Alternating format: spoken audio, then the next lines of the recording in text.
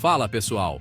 Hoje a gente vai mergulhar na história de um dos caras mais controversos e fascinantes do século XX, Aleister Crowley, o cara que ficou conhecido como a besta e o homem mais maligno do mundo. É isso mesmo que você ouviu.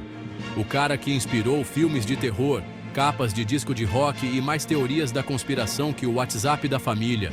Mas será que essa fama de Darth Vader faz jus à história toda do Crowley? Ao longo desse vídeo, vamos desvendar a vida e obra desse cabra, indo muito além dos babados e fuxicos. Se preparem para uma viagem histórica, filosófica e, por que não, mágica. Vamos separar o joio do trigo, entender as ideias do cara e descobrir se ele era mesmo um agente do caos ou só um cara à frente do seu tempo. Então, já sabe, né? Senta aí, aumenta o som e se prepare para desmistificar a figura do Aleister Crowley. Crowley não era só um cara diferentão que curtia uns rituais sinistros. Ele era um estudioso dedicado que mergulhou de cabeça no ocultismo, uma área cheia de mistérios, sabedoria ancestral e, sejamos sinceros, muito preconceito. A gente está falando do final do século XIX, comecinho do XX, época em que a galera não tinha Google para consultar, né? Imagina a ousadia do Crowley desafiando a galera da sociedade vitoriana, toda certinha e tradicional, para explorar os limites da mente, da espiritualidade e da magia. Ele não se contentava com as respostas prontas da religião e queria ir além, buscando conhecimento em um monte de culturas diferentes. E ele não guardou esse conhecimento só para ele, não. Crowley queria dividir suas descobertas com o mundo. Fundou a religião Telema, que incentivava a galera a correr atrás da própria verdade e da liberdade individual. E qual era o lema dessa religião? Faz o que tu queres, há de ser tudo da lei. Parece simples, não é? Mas essa frase, na verdade, é um chamado para a responsabilidade, para cada um assumir o controle da própria vida e trilhar seu próprio caminho.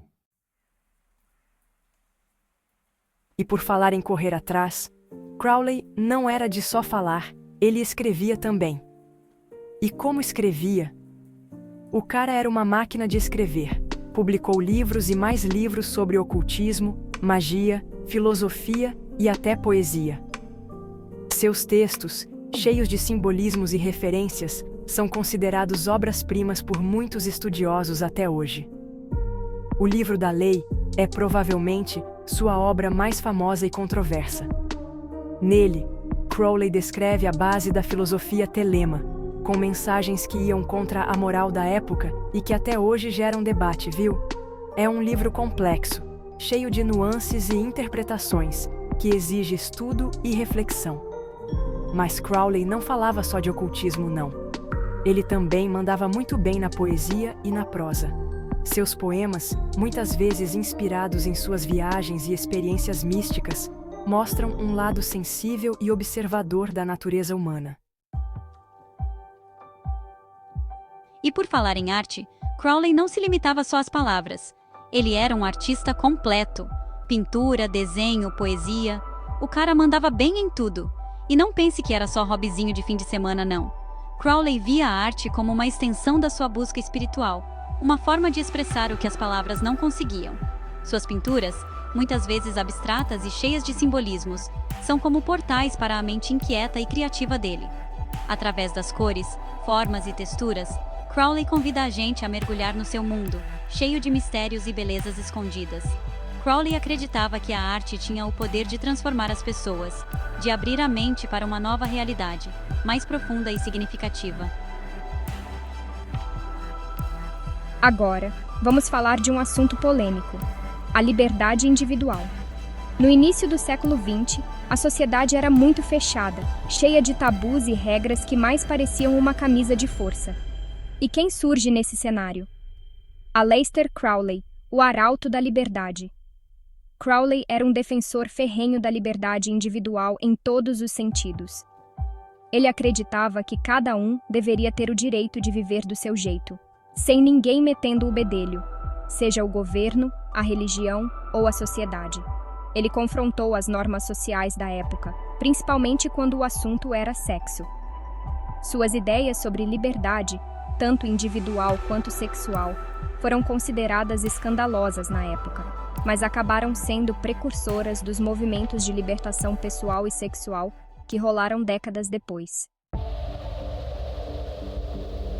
Mas e aí? De onde veio essa fama de vilão de novela das 9 que persegue o Crowley até hoje? A resposta, meus amigos, é complicada e envolve um monte de coisas: sensacionalismo da mídia, preconceito religioso, rivalidades e, claro, uma pitada de autopromoção do próprio Crowley. A mídia da época, sempre atrás de uma notícia bombástica, explorou a figura excêntrica do Crowley, pintando ele como um bruxo das trevas, satanista e praticante de magia negra.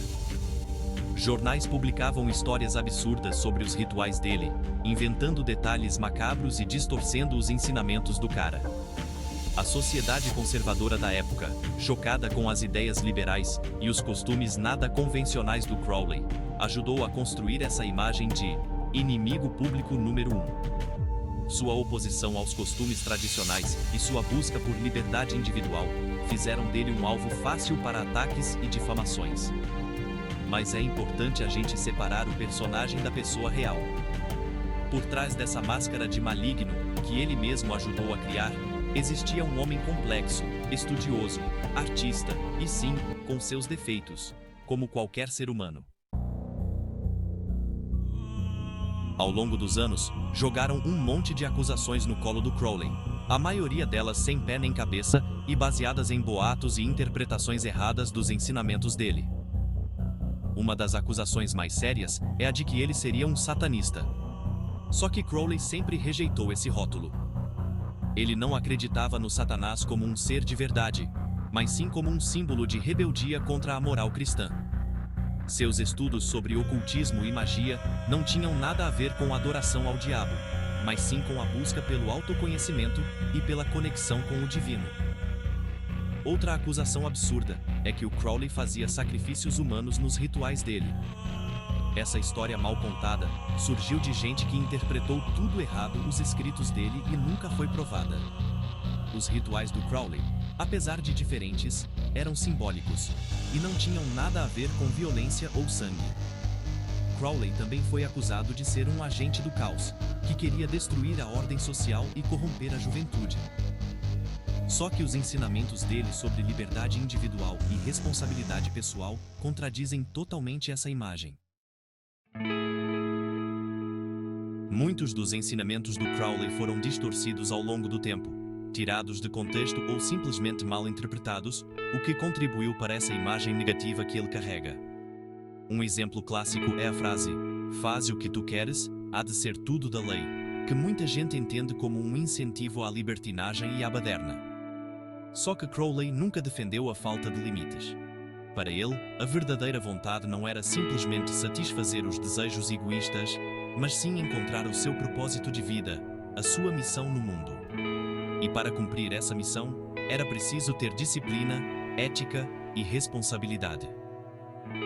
Outro ponto que causa polêmica é a ênfase que o Crowley dava à individualidade e à busca pela própria verdade. Tem gente que interpreta isso como puro egoísmo, como se ele defendesse um individualismo exagerado. No entanto, Crowley acreditava que a verdadeira liberdade individual só era possível quando o indivíduo se conectava com algo maior que ele mesmo, com o divino. E aí, depois dessa viagem pela vida e obra do Aleister Crowley, deu pra ver que o cara era muito mais do que um bruxo do mal, né? Ele foi um personagem complexo, controverso, visionário e, sem dúvida, à frente do seu tempo. Crowley desafiou as regras da sociedade, questionou a religião e abriu caminho para novas formas de pensar a liberdade individual, a espiritualidade e a busca pelo autoconhecimento. Seus ensinamentos, mesmo que muitas vezes mal interpretados, continuam influenciando diversas áreas, da arte à filosofia. Aleister Crowley é uma figura complexa que merece ser analisada com cuidado, sem cair na besteira de rotulá-lo como maligno. Ao desmistificar as mentiras que contam sobre ele, podemos entender melhor seu legado e o impacto que ele teve na cultura. Luz e paz.